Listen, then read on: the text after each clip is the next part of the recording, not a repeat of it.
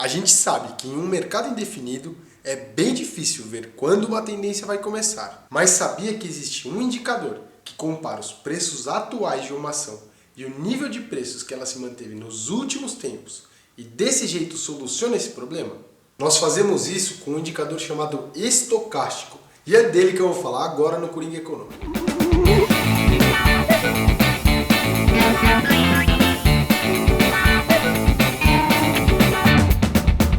O estocástico foi criado por George Lane na década de 50. Ele varia entre 0 e 100. E sua interpretação é a seguinte: quando os preços atuais estão próximos aos preços máximos de um período anterior, o estocástico sobe e fica mais perto de 100. Agora, se os preços atuais estão mais próximos das mínimas anteriores, o estocástico cai e fica mais perto de 0. Mas aí você deve estar se perguntando, como eu vejo tudo isso no gráfico? Quando você insere o estocástico no seu gráfico IBO, você consegue ver duas linhas. Uma é a chamada porcentagem K. Essa é a linha principal do indicador, que vai te mostrar qual foi o nível de intervalo de preços da sua ação nos últimos períodos. A outra linha é a chamada porcentagem D. Ela é uma média da linha porcentagem K. Ou seja, ela te mostra o intervalo de preços de forma suavizada. E sempre que essas linhas estiverem acima de 80, o mercado está em uma região de sobrecompra ou relativamente alto. Mas abaixo do nível 20, o mercado está em uma sobrevenda ou relativamente barato. Só que fica tranquilo, porque apesar dessa teoria parecer complicado, saber quando comprar ou vender uma ação com esse oscilador é bem fácil. A gente pode usar 3 estratégias. A primeira diz que os sinais surgem com o cruzamento das linhas. Se, por exemplo, a linha porcentagem K cruzar a porcentagem D para cima, a gente tem uma indicação de compra. Mas se a porcentagem K cruzar para baixo a porcentagem D, nós temos uma indicação de venda. O problema é que essa estratégia mostra muitos falsos sinais de compra e de venda. Então, para resolver isso, surgiu a segunda estratégia. Ela ensina que os verdadeiros sinais surgem quando o estocástico sai das regiões de sobrecompra ou sobrevenda.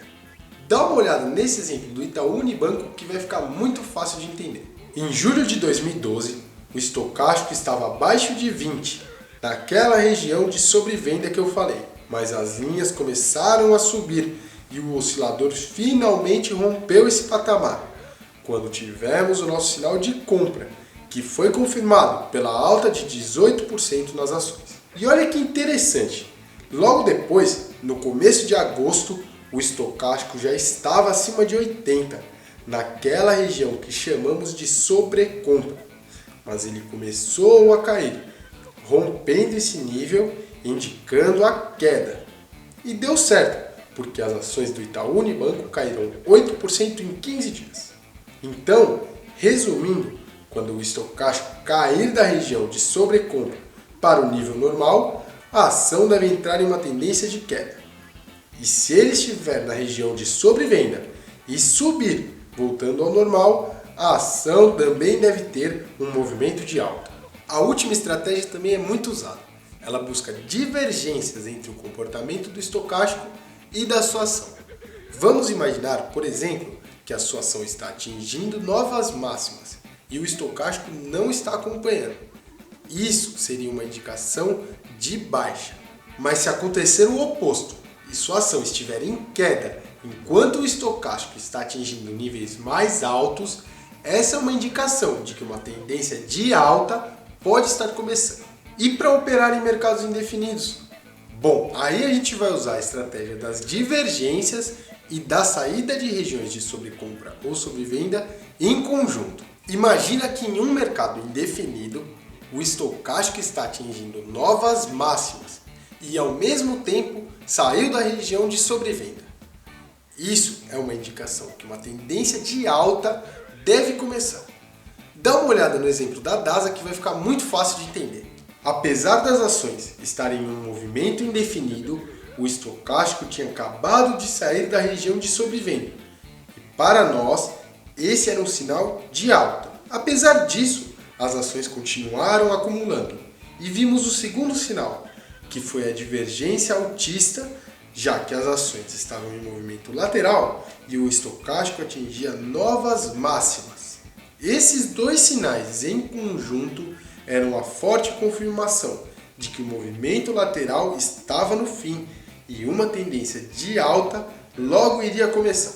E eles estavam certos, tanto que as ações subiram praticamente 100% em 6 meses.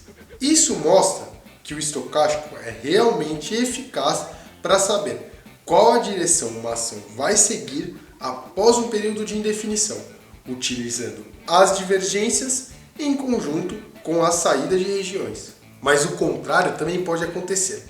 Caso o mercado esteja indefinido e a gente veja o estocástico saindo das regiões de sobrecompra com uma divergência baixista. Isto é um sinal de que uma tendência de queda logo deve começar. E alguns especialistas defendem que apenas uma dessas indicações já seria suficiente para prever o fim de um movimento lateral. Por isso, vale a pena ficar de olho no estocástico quando uma ação está sem uma tendência definida. Só um detalhe importante, também foram criados o estocástico rápido e lento.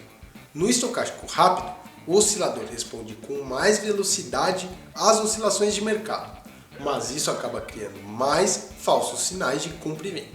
No estocástico lento, a velocidade é menor e o indicador acaba sendo ainda mais confiável. Agora não esquece que, como em qualquer outra ferramenta de análise gráfica, o ideal é confirmar as indicações do estocástico com outros indicadores. Pense em usar o índice de força relativa, ele funciona muito bem com o estocástico. Então galera, vocês entenderam, o estocástico serve para a gente comparar o preço atual e o preço passado de uma ação ou mercado.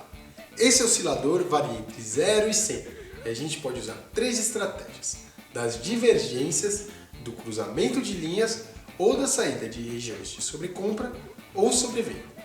Eu sou o Murilo Wozniak, a gente se vê no próximo Coringa Econômico. Tchau!